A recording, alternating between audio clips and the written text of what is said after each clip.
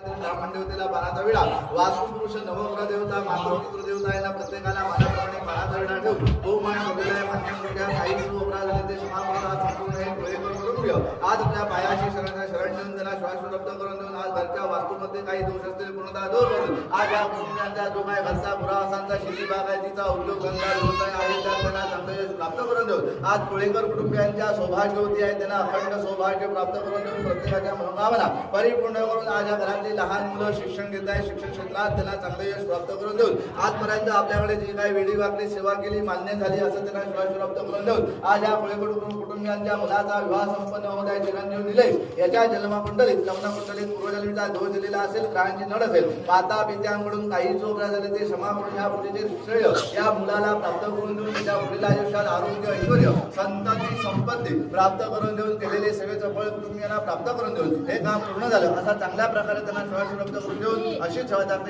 बरं करा पाटाला हात लावून नमस्कार करा।